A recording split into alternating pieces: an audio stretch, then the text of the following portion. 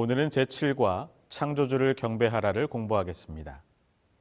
먼저 기억절 요한계시록 4장 11절의 말씀을 읽겠습니다. 우리 주 하나님이여 영광과 존귀와 권능을 받으시는 것이 합당하오니 주께서 만물을 지으신지라 만물이 주의 뜻대로 있었고 또 지으심을 받았나이다 하더라. 여러분, 오늘 아침에 일어났을 때 어떤 생각이 드셨습니까? 어떤 분은 그냥 잘 잤다. 또 어떤 분은 왜 이렇게 머리가 아프지? 어떤 분은 이렇게 일어날 수 있게 해주시고 또 하루를 주셔서 감사하다. 이렇게 여러 부류의 아침이 있을 것입니다. 여러분의 오늘 하루는 그저 그렇게 매일같이 당연한 하루입니까? 아니면 하나님께 감사한 하루입니까? 사랑하는 이들이 원치 않는 상황으로 우리 곁을 떠나가고 나면 당연하게 여겼던 일들이 너무나 사무치게 그리울 때가 있습니다. 우리는 때때로 우리가 살아있는 것이 너무 당연하다고 여기며 살아가고 있지는 않은지요.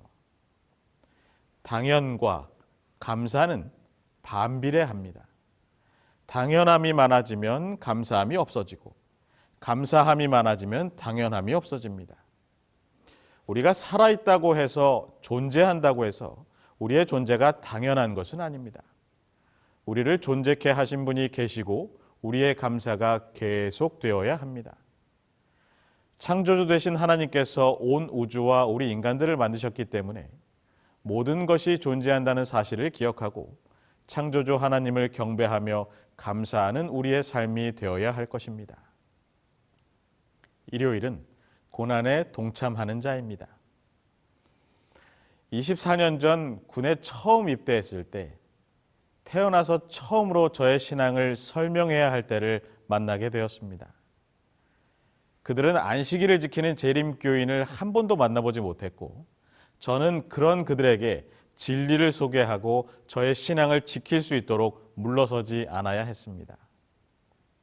부대의 대장님과 간부들, 상급 기관의 간부까지 찾아와서 저를 협박하며 겁을 주었습니다. 그때 할 수 있는 것은 기도밖에 없었습니다. 어느 것도 해결되지 않은 첫 안식일 아침, 옷을 입고 나오라는 행정관님의 말을 듣고 불안함 반, 설렘 반으로 나갔습니다. 분대장을 하던 병장을 따라 어디로 가는지도 모르고 무작정 걷게 되었습니다. 가보니 부대 안에 있는 아주 큰 장로교회였어요. 들어보니 우선 오늘은 결정된 것이 없으니 이곳에서 혼자 예배를 드리고 오라고 보내주신 것입니다. 교회를 들어서는데 창문을 통해 한 줄기의 빛이 한 곳으로 비추는 것입니다. 저는 그곳에 앉아서 주머니에 챙겨간 성경책을 펼치고 두려워 말라, 놀라지 말라, 내가 너와 함께 하겠다는 약속하시는 하나님의 지키심을 체험했습니다. 요한계시록 1장 9절의 말씀을 보면 로마 황제 도미티아누스에 의해 요한이 반모섬에 유배됩니다. 하지만 가족, 친구, 성도들로부터 강제로 분리된 요한은 예수님을 따르는 자로서 환난과 근심을 당하나 홀로 감당하도록 버려지지 않았습니다. 요한복음 16장 33절을 통해 하나님께서는 예수님을 따르는 모든 이들에게 이렇게 약속하셨습니다. 이것을 너희에게 이르는 것은 너희로 내 안에서 평안을 누리게 하려 함이라. 세상에서는 너희가 환난을 당하나 담대하라. 내가 세상을 이기었노라. 여기서 예수님의 승리의 확실함을 보게 됩니다. 특별히 내가 세상을 이길 것이라는 미래 시제가 아니라 내가 세상을 이기었노라는 완료 시제로 기록되었습니다. 이미 승리를 이루어 놓으신 상황인 것입니다. 그러니 끝까지 하나님 편에 서기를, 어떤 환난과 어려움 가운데서도 주님의 능력으로 이겨내기를 격려하고 위로하고 계십니다. 요한이 요한계시록의 예언적 환상과 함께 하늘 천사의 방문을 받았다고 알려진 동굴에 가보면 그 입구에 요한계시록 전체를 요약한 다음 문구가 담긴 명판이 있다고 합니다. 하나님을 두려워하며 그에게 영광을 돌리라.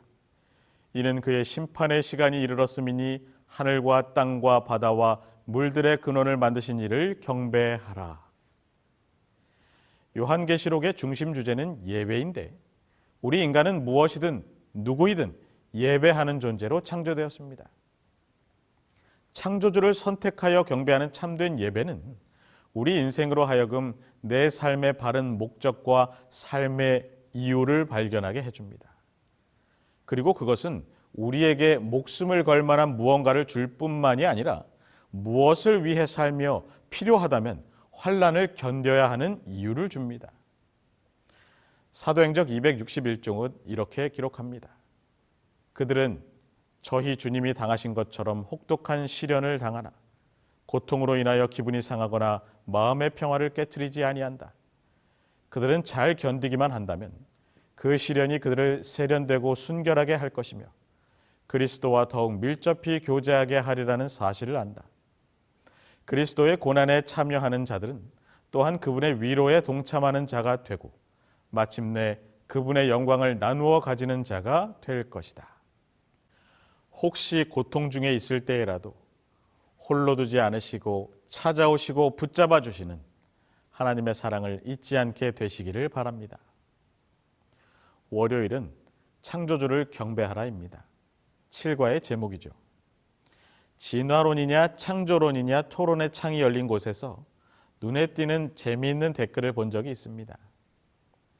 원숭이가 너희 조상이라서 참 좋겠다. 정말 좋겠다는 부러움입니까? 아니에요. 정말 그랬으면 좋겠냐는 말입니다. 요한계시록 14장 7절의 첫째 천사의 기별은 창조주를 경배하라는 분명한 요청으로 끝납니다. 이것은 대단히 중요합니다. 우리의 근원이 천지 만물을 창조하신 창조주이시냐, 그저 어쩌다가 원숭이가 진화해서 우리가 지금 있게 된 것이냐에 대한 문제입니다. 오늘날처럼 진화론이 사람들에게 아무렇지도 않게 용인되어지고 창조주 하나님께서 만드시고 이루신 일들이 폄훼되고 있는 이때야말로 다시금 창조주 하나님께서 높임을 받으셔야 하며 우리의 경배를 올바로 받으셔야 하는 것입니다. 성경은 태초에 하나님이 천지를 창조하시니라는 말씀으로 시작합니다. 여기서 창조하다에 사용된 원어 바라는 오직 하나님만을 주어로 사용하는 동사예요. 창조하실 수 있는 유일한 분이십니다. 하나님께서는 천연계를 통해 우주를 통해 만물을 통해 하나님의 무한하신 능력을 알 수 있도록 곳곳에 표시해 놓으셨습니다. 그 중에 우리 몸을 한번 살펴보겠습니다. 여러분, 우리 몸이 저절로 생길 수 있는 확률이 얼마나 될까요? 과학자들이 밝혀내기를 우리 몸의 세포 하나가 우연히 저절로 만들어질 확률이 10의 130승분의 1이라고 밝혔습니다. 이것을 쉽게 설명하면 100억 명이 살고 있다고 가정하는 지구 같은 행성이 120개가 있는데 그 중에 한 명이 뽑히는 확률입니다. 그런데 과학에서는 10의 30승분의 1이 넘어가면 일어나지 않을 확률이라고 여깁니다. 그런데 이 확률이 우리 몸의 세포 하나가 저절로 만들어질 확률입니다. 참고로 우리 몸의 세포는 60에서 100조 개가 있습니다. 다윗은 시편 139편 14절에서 어떻게 고백합니까? 내가 주께 감사하옴은 나를 지으심이 신묘막측하심이라. 주의 행사가 기이함을 내 영혼이 잘 아나이다. 하나님께서 창조하시는 신비로운 능력을 감히 어찌 측량할 수 있느냐는 시편 기자의 고백입니다. 이 세상의 무엇보다 우리 인간의 몸 하나만 보더라도 놀라운 힘과 무한한 능력을 지니신 하나님을 나타내고 있다는 사실을 알게 됩니다. 하나님의 창조의 능력은 하늘과 땅을 존재하게 하셨을 뿐만 아니라 태초부터 지금까지 하나님의 백성을 위해 역사하고 계십니다. 하나님은 이 세상을 시작하신 창조주이시며 자기 백성을 결코 버리지 않으시는 분이시며 우리의 경배를 받기에 합당한 분이라는 사실을 기억하고 실천하게 되시기를 바랍니다. 화요일은 친밀하신 하나님입니다. 지내는 사이가 매우 친하고 가까우신 하나님입니다. 여러분은 하나님과 친밀하십니까? 하나님께서는 우리와 친밀하기를 원하시고 그런 존재로 여기시는데 우리는 조금 그렇지 않을 때도 분명히 있을 것입니다. 자녀들이 커가면서 특별히 사춘기를 지나갈 때 아빠, 엄마와 대면대면하게 되는 경우가 있습니다. 부모는 한없이 친밀하고 가깝게 지내고 싶은데 자녀들은 그 정도로 가깝게 지내고 싶지 않음을 침묵으로 표현하곤 합니다. 굉장히 섭섭합니다. 여러분은 하나님과 어떤 사이를 유지하고 계십니까? 대면 하십니까? 아니면 친밀하십니까? 하나님은 우리 한 사람 한 사람에게 관심을 갖고 계십니다. 보통 분이 아니라 우리를 창조하시고 세상을 창조하신 전능하신 창조의 하나님이세요. 그 전능하시고 무한하신 능력을 어디에도 사용하시느냐 하면 우리 영혼을 대항하여 싸우는 악의 세력을 물리치기 위해서도 그 무한한 능력을 베풀어 주십니다. 하나님의 친밀함에 대해서 화요일소지는 네 곳의 말씀을 제시합니다. 고린도후서 5장 17절, 시편 139편 15절에서 18절, 사도행전 17장 27절, 골로새서 1장 17절의 말씀을 요약해 보면 누구든지 그리스도 예수 안에 있으면 새롭게 하시는 분이요 여전히 나와 함께 하시며 우리에게서 멀리 계시지 않는 분, 우리를 그 안에 거하게 하시는 분으로 묘사합니다. 이 말씀들을 이렇게 보면 하나님은 초월성도 가지고 계시며 동시에 내재성도 있으신 분입니다.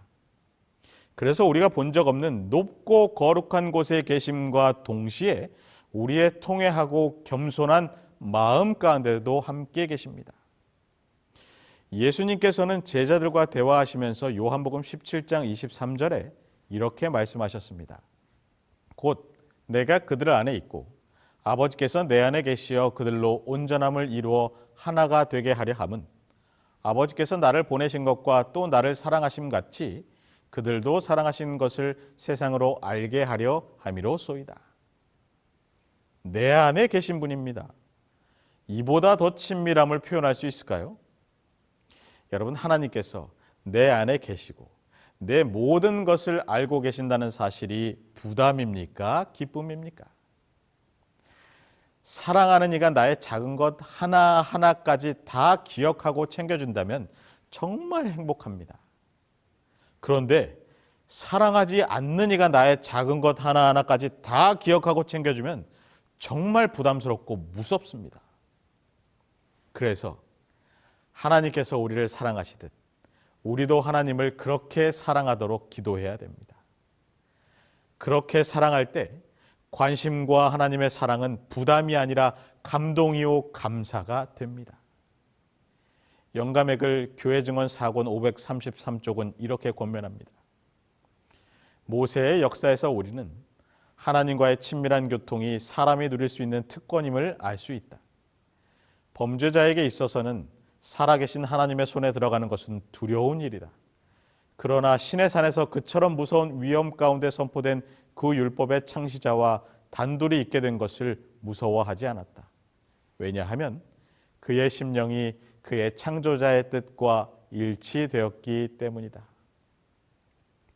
온 우주를 돌보시는 권능의 하나님이 지금 여러분 곁에 계시고 여러분의 기도를 친히 들으시는 분입니다. 온 우주를 돌보시는 하나님이 나와 함께 하심을 감사하고 우리도 그렇게 사랑할 수 있는 주님의 자녀들이 되시기를 바랍니다.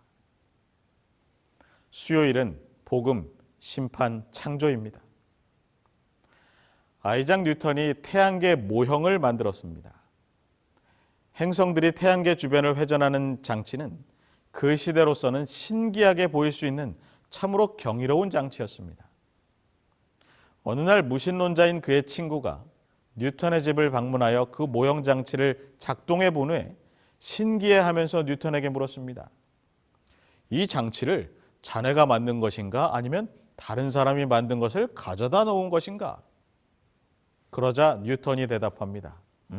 글쎄, 나도 잘 모르겠네만 나도 모르는 사이에 이게 여기에 만들어졌다네.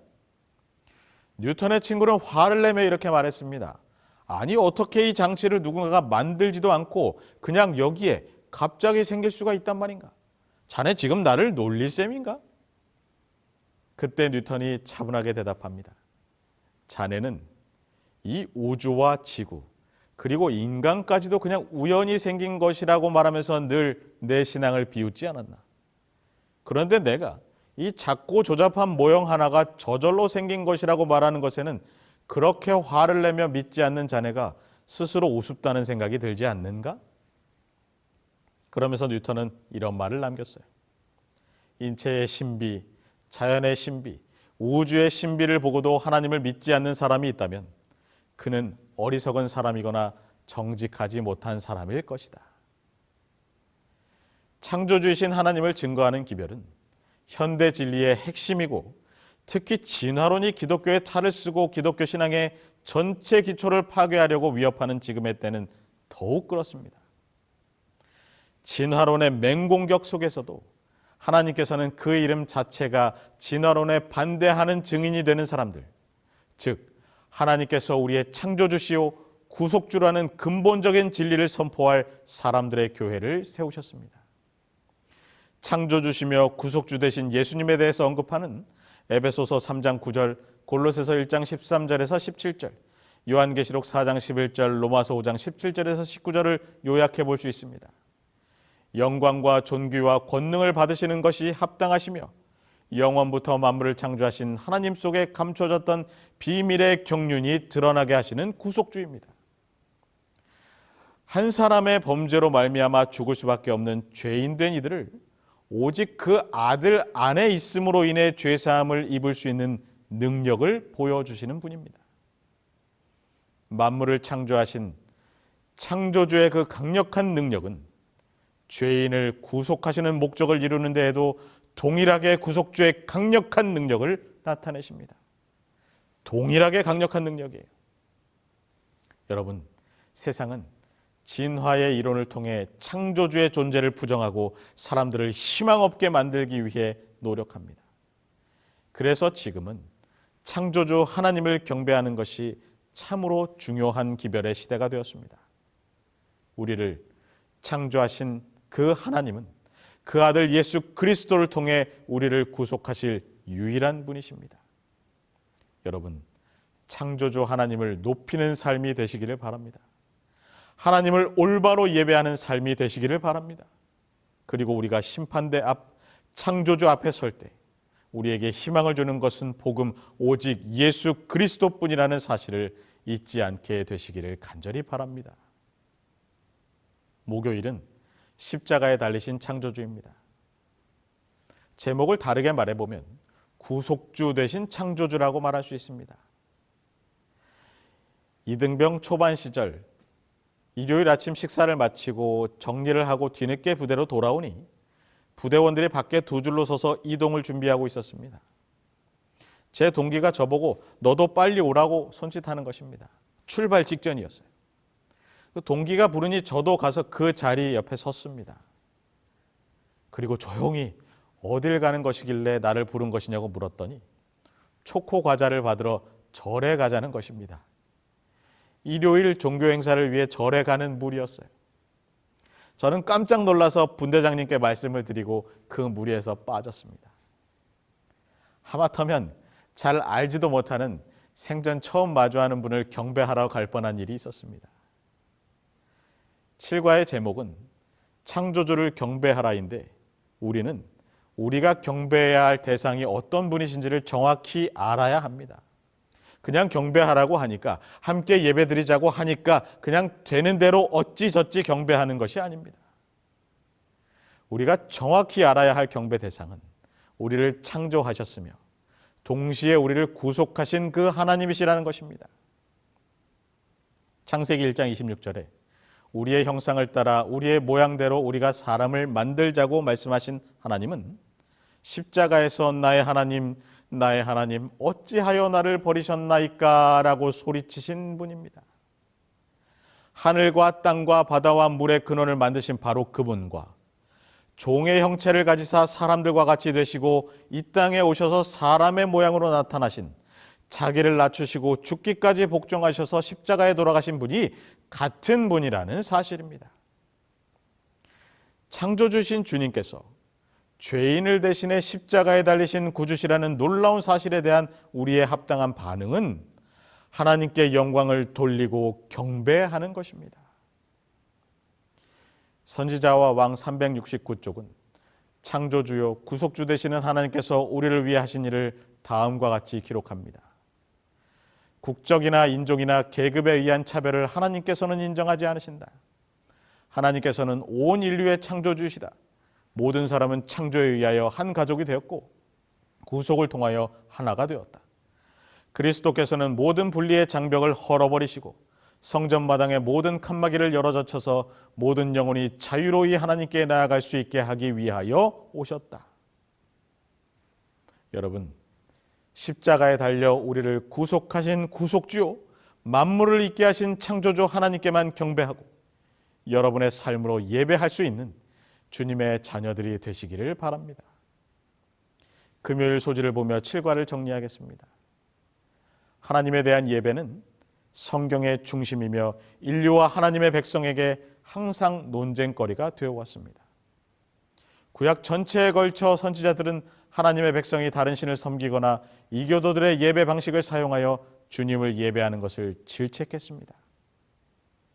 하나님을 예배하는 것과 다른 신을 예배하는 것 사이의 갈등은 우주적 대쟁투의 핵심이고 여기에 하나님의 법을 무시하는 갈등이 수반되었습니다.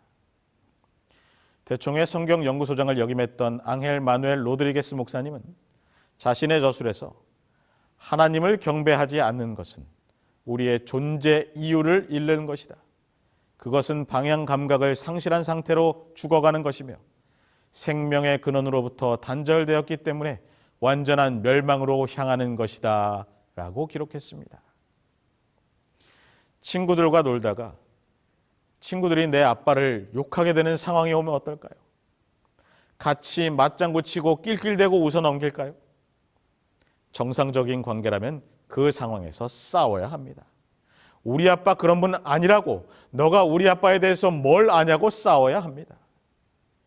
만약에 친구들이 아빠를 욕했는데 제 딸아이들이 친구들과 맞장구 치고 같이 욕한다면 정말 많이 섭섭할 것 같습니다. 여러분, 하나님을 섭섭하게 만들지 마시기 바랍니다. 창조주 되시는 우리 아버지가 공격당하고 영광을 받지 못하신다면 우리는 싸워야 합니다. 하나님의 이름이 영광되도록 우리를 창조하신 아버지는 경배받으시기에 합당한 분이심을 우리는 전하고 나타내야 합니다. 아버지가 계시지 않으면 우리의 존재의 이유가 없습니다.